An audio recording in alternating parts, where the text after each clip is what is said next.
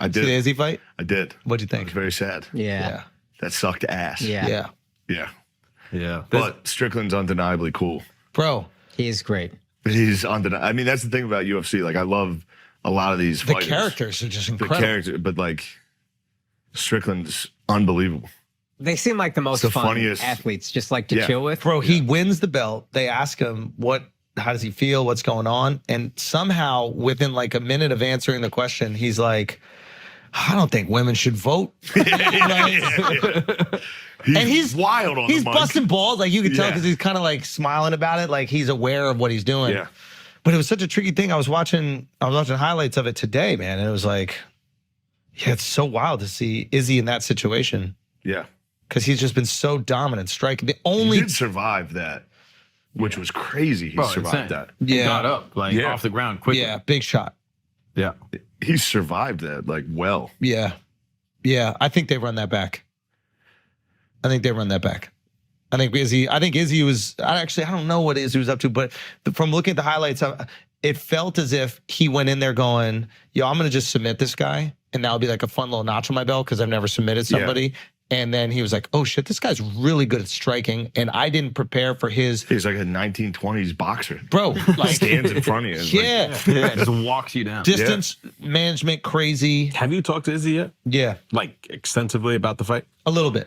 And what did he say? Can you share? Nah, but like I think Izzy, the thing that I've always admired about him is he has this like macro view of career and world and all these things. Like he's looking at things like storylines. Yeah. You know, and he's like,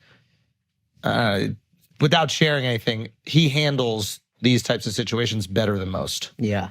And if you believe that there's a greater ending for you in the future, then you can handle these little hiccups. But I mean, imagine him selling the redemption story. Yeah. Because that's one of the things he's great at, is building up the story of the fight. And I mean, this is just going to be crazy. Yeah. Strickland's a fun character to root for, though. Oh, yeah. He's like a new Nate Diaz. Yo. He really is like, yeah. Is he as crazy? Like, what does he say? I think he's crazier than Nate. What does he say that's made you be like, Nate's not like, what has he said? Yeah. Oh, dude, he's a wild boy. Everything. I know. Watch any interview. He's like, oh, thanks to my dad who fucking abused me, it paid off. Yeah. Awesome. That was his like victory speech. Awesome. Yeah. He's like, abuse works. He's like, child abuse works. Bar. And he's laughing while he's saying it. Like, he knows it's a joke. Okay. He got the belt. He was like, I know Dana's pissed. So like, fuck, this fucking retard has the belt. he goes, maybe I'll get a sponsorship, but fuck Nike. Yeah. Just for no reason. All right, they're out. Great. Yeah. It's interesting to say that was like Nate though with those. You ever see that clip when they were all giving him like the Rocks Under Armour shoes? Oh, and he's like, and every UFC fighter was like, these are awesome. These are the new coolest. He's like, yeah, he was like, fuck these shoes. Don't you dare. No, I'm not doing it. Did you get checked? Yeah. Did you get checked for doing it? Yeah. We were at dinner. He was like, I don't sound like that. I was like, okay. Yeah, you're right. Never again. The cool thing about him fighting Jake or when he fought Jake, was that like you could tell Jake either respects him or I don't want to say fears him, but knows that he's like scary crew that Nate hangs out with. So like Jake didn't really go crazy in the promotion in terms of like the insults to him or his family or anything like that.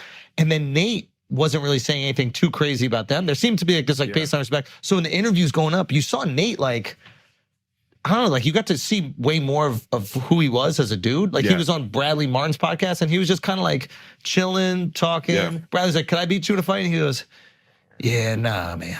Like, it's not possible. You're a podcaster. Yeah. Yeah, literally, you have no choice. I don't know. He's I wonder,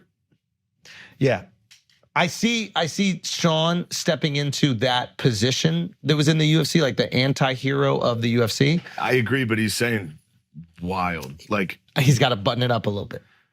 Because he'll make so much goddamn money if he'll just not go too far with it. Yeah, but if he keeps it, what he's saying is funny. And true. It's mostly true. A lot of it is intensely true. Yeah. Child abuse did create a UFC fighter. Many of them. Probably many, yeah. Yeah.